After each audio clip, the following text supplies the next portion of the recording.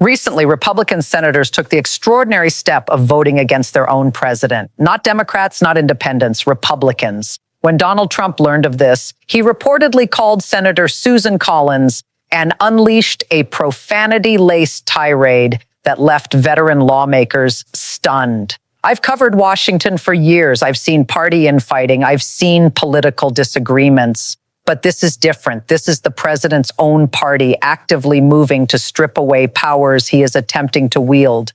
Emergency powers, war powers, authorities that can reshape nations almost overnight.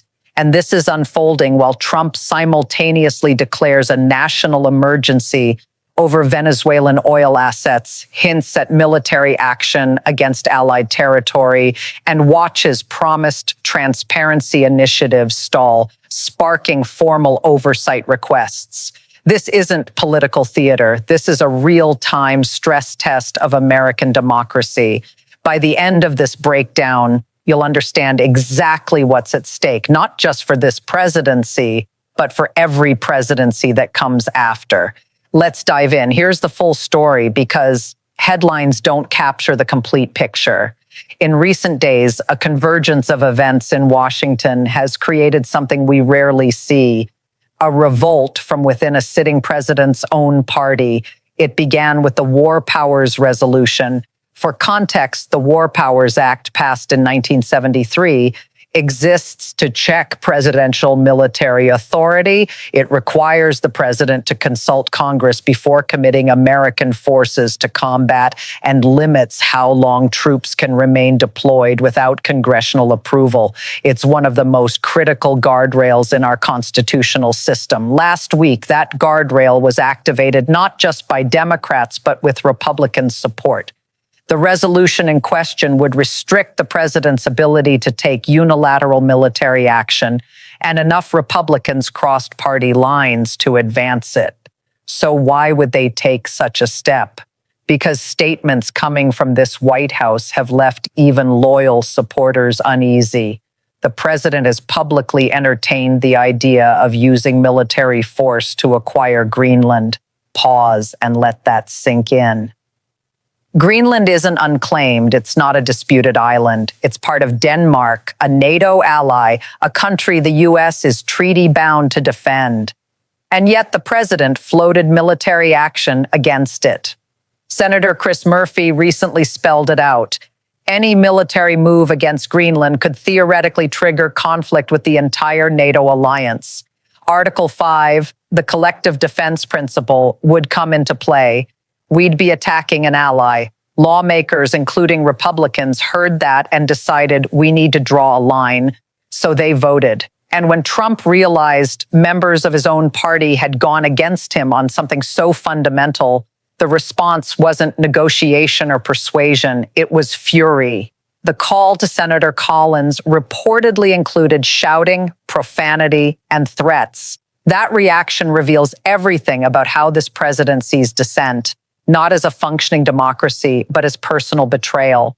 But the War Powers vote wasn't the only story. Simultaneously, Trump declared a national emergency over Venezuelan oil assets. On the surface, this could be framed as energy security.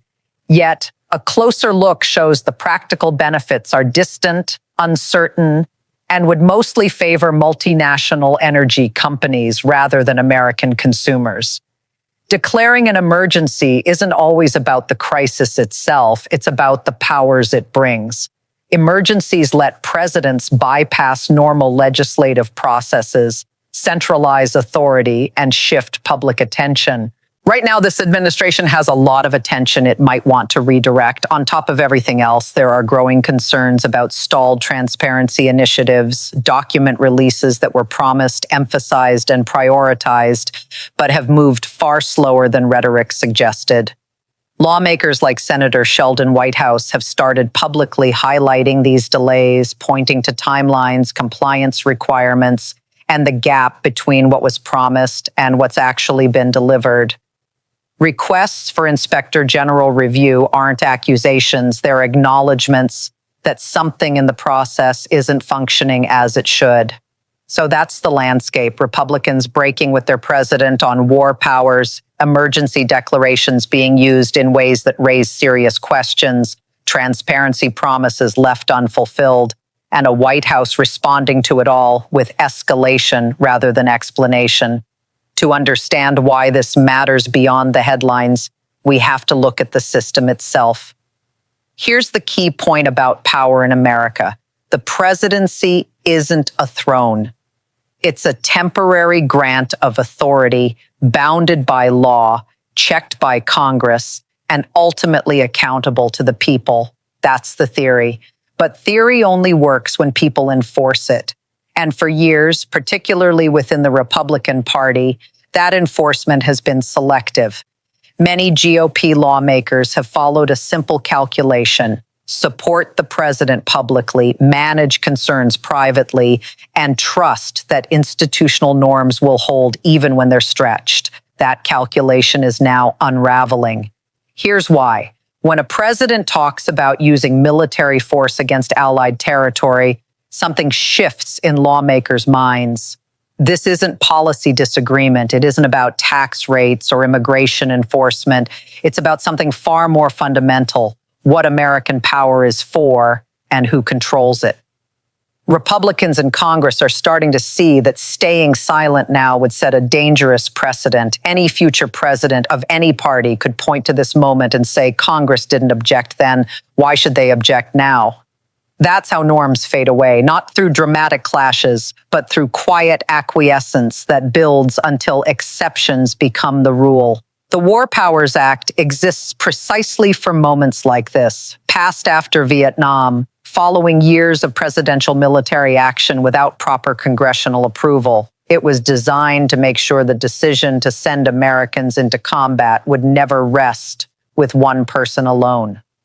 When Republicans voted to advance that resolution, they weren't simply opposing Trump. They were defending a fundamental principle that Congress has a legitimate constitutional role in deciding when and how America goes to war. Let me be clear. This doesn't mean Trump has actually ordered military action. He hasn't.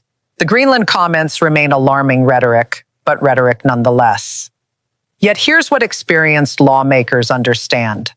Once a president frames military action as a possible option, the machinery begins to move, plans are drafted, assets are positioned, and the window for congressional intervention closes fast.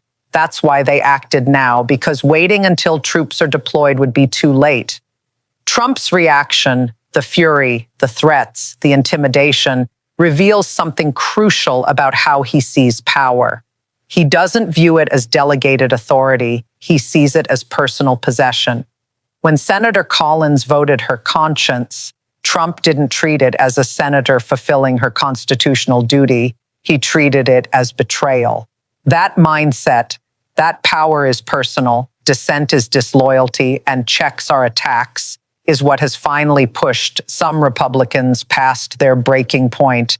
They're doing the math, weighing their legacies, their states, and their constitutional oaths, asking themselves, what do I want to be remembered for? Simply going along with every decision or standing up when it mattered. Some are choosing the latter, not all, not even most, but enough to make a difference. And that brings us to the emergency declaration, which fits this pattern perfectly. When presidents feel their authority challenged, they often reach for tools that bypass the challenge entirely. Emergency powers do exactly that. Under a declared emergency, a president gains expanded authority, the ability to redirect funds, invoke special provisions, and act with reduced congressional oversight. Used properly, it's a legitimate tool. Natural disasters, genuine security threats, situations requiring rapid response that Congress couldn't authorize fast enough. But it's also a tool ripe for abuse. Declaring an emergency over Venezuelan oil assets at the very moment your own party is revolting and your transparency record is under scrutiny naturally raises questions. Is this about energy security, or is it about shifting attention? Is it about protecting American interests or reasserting dominance when that dominance feels threatened? I don't claim to know Trump's internal motivations. No one can, but patterns can be observed, and the pattern here is clear. Challenge arises, escalation follows, crisis language drowns out oversight. It's happened before, it's happening now, and Republicans are watching with growing unease because they recognize the playbook, and they're starting to wonder where it ends.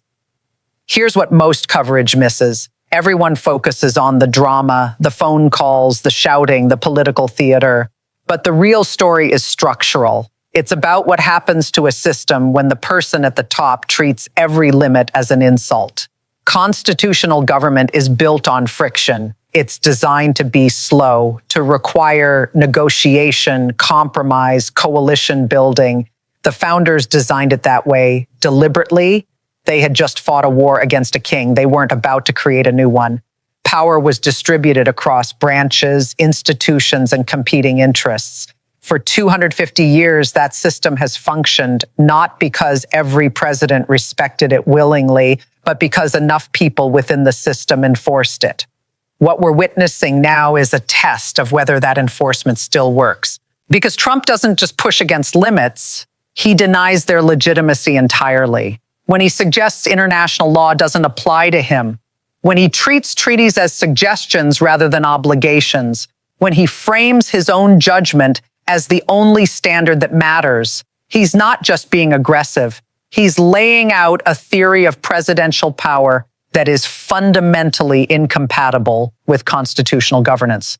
Lawmakers are hearing this. They're watching the gap between what the president says and what the law allows grow wider and wider. And some of them are finally deciding that the gap has become too dangerous to ignore. Here's the part that really keeps people awake at night. This isn't just about Trump. Whatever you think of him personally, he won't be president forever. Eventually, a different person will occupy that office. That person will inherit every precedent set today, every power left unchallenged, every norm broken without consequence, every emergency declaration that Congress allowed without scrutiny.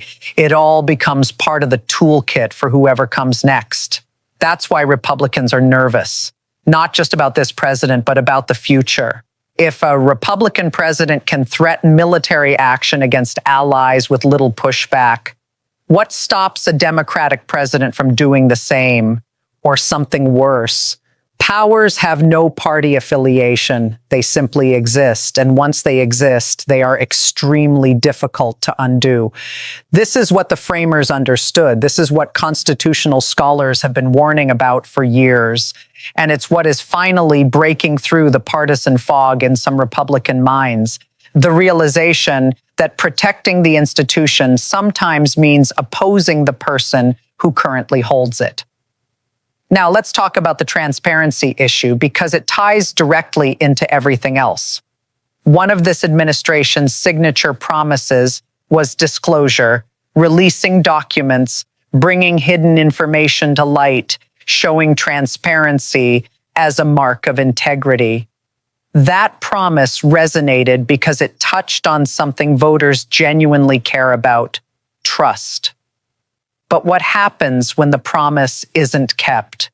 When deadlines slip, releases are delayed, and the urgency of the rhetoric doesn't match the reality of execution?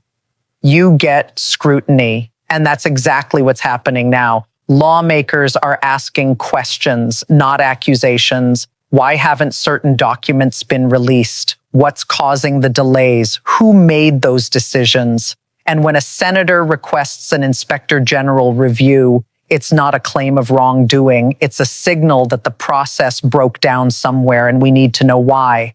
That kind of oversight is supposed to be routine. It's how accountability functions. But for a president who treats control as essential to survival, oversight is threatening. Oversight produces records. Records don't care about spin. Records don't respond to intimidation. Records simply exist, quietly documenting what actually happened. And that documentation is exactly what Trump seems most eager to outrun, which brings us back to emergency declarations and crisis rhetoric. To understand this presidency, grasp one principle. Whenever scrutiny tightens, the narrative widens. questions about transparency, declare an emergency over oil, congressional pushback on war powers, escalate rhetoric about national security threats, internal party revolt, frame it as establishment betrayal, and double down on loyalty tests. It's not random, it's pattern, and the pattern has a purpose. Keeping attention moving too fast for anyone to focus on a single issue long enough to demand real answers. But Congress isn't an audience, at least it's not supposed to be. It's a co-equal branch with constitutional authority to investigate, subpoena, hold hearings, and demand documentation. And some members are starting to act like it again. That's what makes this moment different. Not the drama, we've seen plenty of drama, but the procedural machinery beginning to engage. War powers resolutions, oversight requests, inspector general reviews. These are the boring, technical, unglamorous tools of accountability. And right now they're being activated. Now let's bring this down from constitutional theory to something more immediate, because I know it can feel abstract. War powers, emergency declarations, congressional procedure. What does it all mean for regular people? Here's the answer. Everything. When a president can unilaterally commit military force, it's your children, your neighbors, your community members who get deployed. When emergency powers are abused, it's your tax dollars being redirected without your representatives having a say. When transparency fails, it's your right to know what your government is doing that gets eroded. This isn't abstract. This is the basic functioning of the system that shapes every part of American life.